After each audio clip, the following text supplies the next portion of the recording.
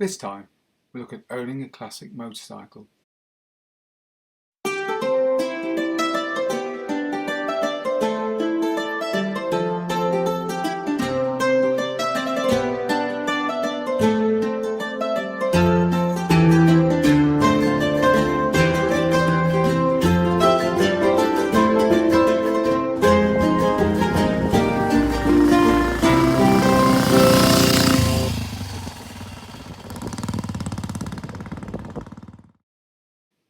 Perhaps the most controversial thing about owning a classic motorcycle is defining what actually constitutes a classic motorcycle.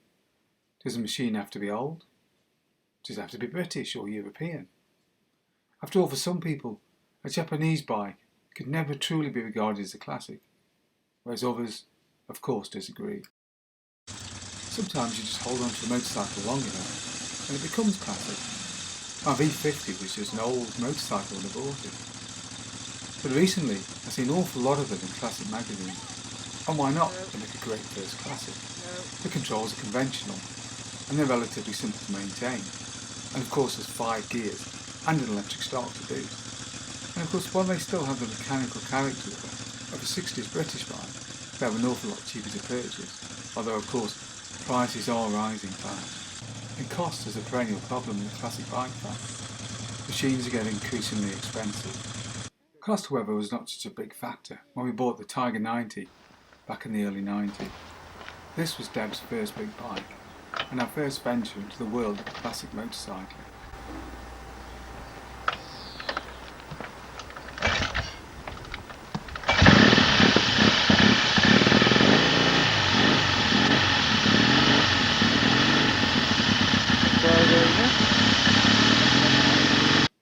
After the Tiger 90, Deb moved on to a Tiger 750, but she found this bike much more difficult to start and more difficult to manoeuvre.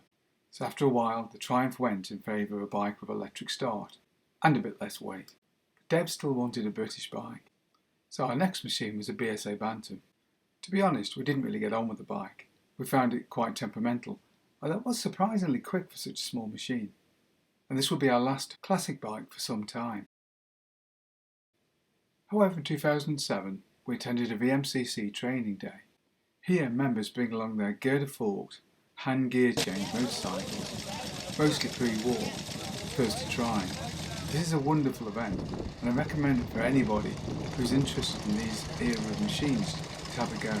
I was attending this event that really rekindled our interest in vintage classic bikes. We were inspired and determined to get ourselves from classic bikes and take part in some VMCC event. So I now purchased my first classic bike. This was a BSA Starfire 250. These have a fairly poor reputation in the classic world, which makes them ideal first classics, because it means the prices are fairly low. These machines were of course based on the earlier BSA C15, but they have a stronger bottom end. Pushed hard, however, they will blow apart. But if you ride them sensibly, they can prove very reliable and very usable machines, although not actually particularly quick. But stay below 60 and all is well. But push hard and you just get a lot of vibration and not much else. Now Deb's choice was different again. She plumbed for a 1954 Excelsior, purchased for the princely sum of £125. When we got the bike it had been quite rough, but the engine ran, so I knew we had a good project. The Villiers engine in the Excelsior was much more old-fashioned than the Bantam had been, but it was also much more reliable. The thing just plodded on and on.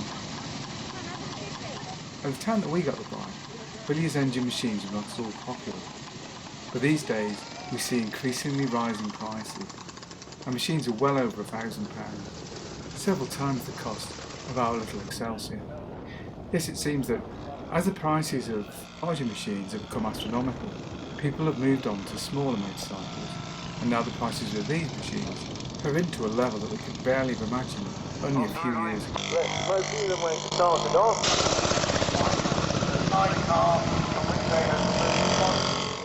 Next came a holiday with a rented Panther motorcycle and sidecar. Riding an outfit is a truly unique experience, completely unlike riding any solo machine. These can be very challenging. The bike steers and handles in a completely unique way. So after this we decided to get our own outfit. This was a Royal Enfield Bullet 350, one of the Indian ones, and this outfit served us for a few years while our son grew to a point where he'd be able to ride safely on a solo machine. Yes, riding a combination is great fun, just don't expect to keep a low profile. And so with our son growing older, I decided it was time to replace the sidecar and my BSA Starfire with something a little more interesting. So I searched around for a while, looking at big singles and parallel twins, Triumphs and other makes, until eventually I landed on my BSA A10. I hadn't originally been looking for BSA, but after missing out on a Triumph, I found the BSA by chance. And I feel that the A10 is something of a revelation really. It's smoother and much nicer to ride than either Triumphs that were going previously, and more oil-tight to boot. Build quality of these 50s machines is excellent by and large, with poor braking being the only area where the machinery lets itself down. But braking aside, I feel personally that this is the best classic bike we've owned to date, by some margin. Yes, don't be fooled by those modest performance figures. That long-stroke engine just pulls like a train. I really do love this bike. I can't imagine ever parting company with it. So would I advise other people to get themselves a classic bike? Yes, I think I would. Spares availability is much better these days thanks to the internet, and ultimately, no modern classic really comes close to the experience of riding the real thing. And you don't need to be an engineering expert to keep the bikes on the road. They're really rather simple machines. That said, some owner involvement is required. These machines, after all, do require regular maintenance, so look after these machines, and they will repay you with a wonderful riding experience, backed up by the knowledge that you're riding a genuine piece of engineering history. So until next time, ride safely.